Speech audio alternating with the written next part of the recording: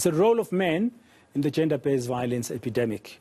Gender-based violence epidemic that's gripping the country. Women and girls continue to be abused, assaulted and murdered by the men who are supposed to love them, men that they know in their homes. Let's discuss how possibly to end this sketch. I'm joined now by the Not In My Name activist Themba Masango and Charley Pietersen, founder of Growing Up Without a Father Foundation. Gentlemen, good afternoon and thank you very much for your time. Here we are again on the back of what's been happening this week in Mthatha with the demonstrations calling for justice for the killer or killers of Namhla Mthwa. And just the other day, the weekend, the body, or parts of a body, of a 6-year-old girl, Buntle Mashiane in Mpumalanga, found in the veld, and men being arrested for it. Yet again, we are here. Charley, thank you very much for joining us, and Themba. Themba, Not In My Name. Are we making any progress at all? I mean, obviously from the numbers. Just yesterday, or in Parliament 2 days ago, the Minister of Police telling Parliament that 11,000 women were raped in 3 months alone at the end of last year, October, November, December. But then it's a really tough and a sad time in South Africa. It is really, really frustrating to actually be an activist in this space. As you know, our femicide rate in the country is 5.1 times higher than anywhere else in the world. We are known notoriously as a rape capital of the world.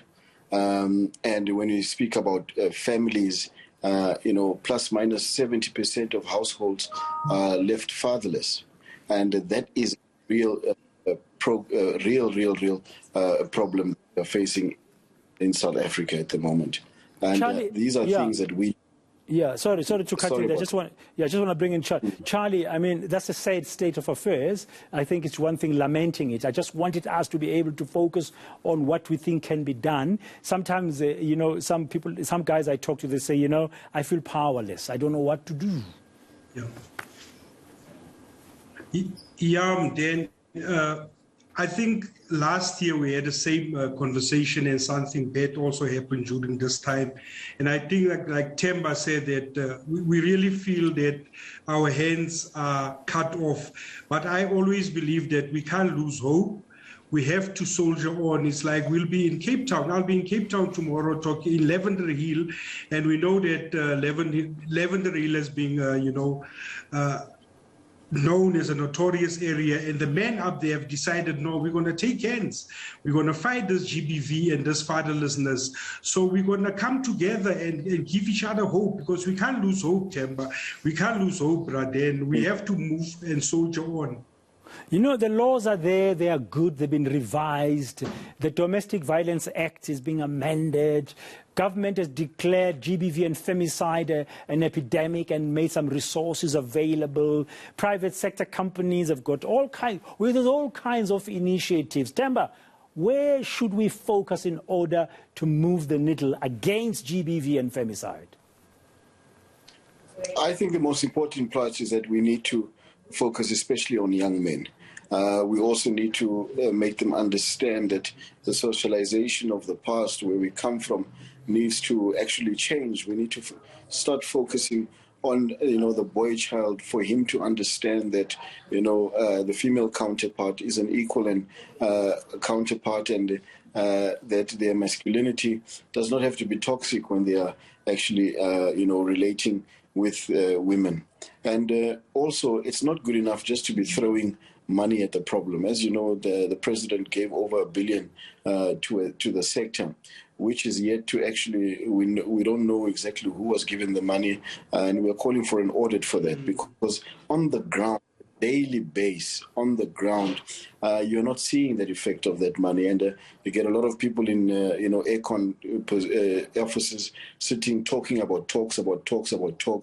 We need to be on the ground, at taxi ranks, at pubs and so on, engaging with men, because it is men that do the raping and the abusing. And we need to be able to speak to them and call one another out, number one, and shun those amongst us who are abusers, but to actually show a positive side of men in society, and to actually illuminate that to young boys that are growing, so that they can be able to have father figures and role models around them, instead of them looking up to abusers and people who are notorious in society.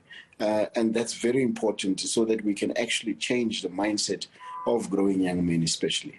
So you focus on the boys. If you're going to focus on the boys, Charlie, that means in the homes where there's a father figure and the mother, both need to be doing their part, but our schooling system has to do the same, because currently women are not safe in their homes. Yes. But then I think what Themba just put there on the table is so valid. And I believe as men, I think we need to start, it starts with us.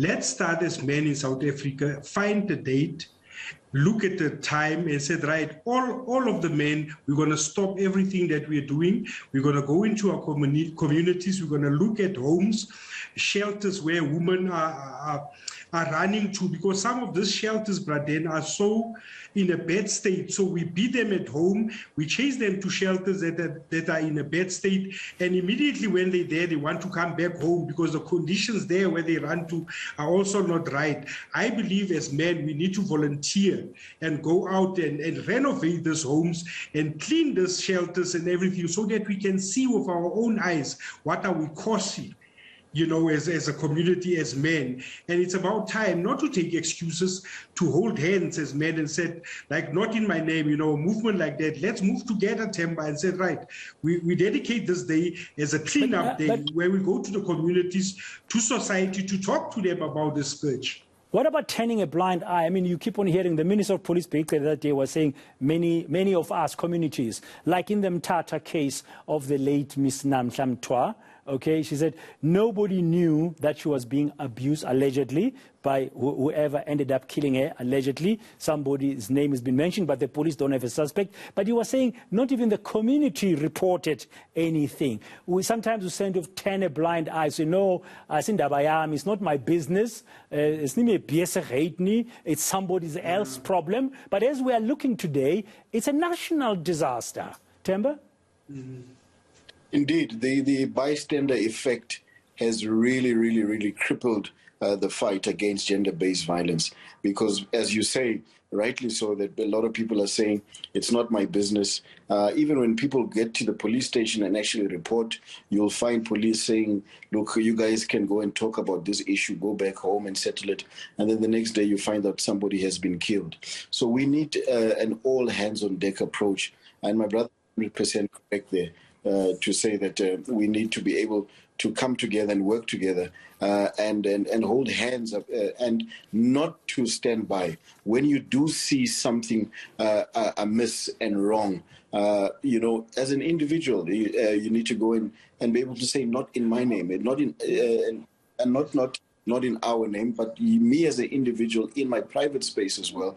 Because you are right, Braden, we know perpetrators amongst us. We know women that are being abused amongst us. But if we are going to stand by and do nothing about it, we're going to have more problems.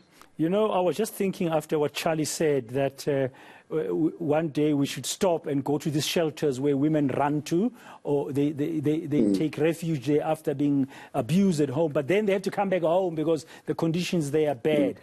One of the factors I've heard sometimes when we speak about this time again is about independence of women, especially financially, that we need to empower our women in our country. I mean, many of us have got daughters. I've got 2 daughters, for example, and many of us have got daughters. How do you make sure that they can stand on their own? Because many of the women who end up like that, Charlie, they can't have anything else how to look after themselves. So should we also play a role actively in communities? I'm not talking about government. I'm talking about in communities, men coming together and say, how do we uplift our women folk? Because these are our partners. Yeah, brother, I think everything starts in the community. Everything starts at home. I think it's about time that we hold hands, mobilize churches, mobilize men's movement, women movements. And, the solution of gender-based violence is not only in the hands of women only. Men and women must sit together and find a solution collectively. We need to debate it as men and women about the scourge, and boys and girls, and said, how do we move forward? in stopping this, because we have to have that dialogue, not men one side and women one side. Yeah, and the focus on boys that Themba spoke about, Charley, I didn't get your view on it. He says we need to focus on the boy child. I mean, there's been a lot of campaigns about women, the boy child. What would be the aspects there that are key in that focusing on the boy child, in your view, Charley? I think of then, that the Growing Up Without a Father Foundation is really pushing this issue, and even my book, Boy Child to Matter, because that's where the problem is. Boys feel a lot neglected, put one side and everything, and they are not understood, by community, even their own parents. I promise you, some of us don't know what's going on in the heads of our children. And I think mentorship coaching is key. We need to bring in that man. We must also make sure, Themba, that we don't bring the problem makers to mentor and coach these kids. We need to make sure that the men that are coming forward are really men of integrity, that really wants to make a difference in the life of a child that is not yours, but in the life of a child of the soil of this country. Okay, that's all I'm afraid we have time for. Themba Masango of the Not In My Name movement and the activists there, and Dr. Charley Pietersen of the Growing Up Without a Foundation. Just a few of the reflections and insights of what we men can do in fighting the scourge of gender-based violence and femicide. Gentlemen, thank you very much, and good luck to each of you with your initiatives, and keep fighting the good fight.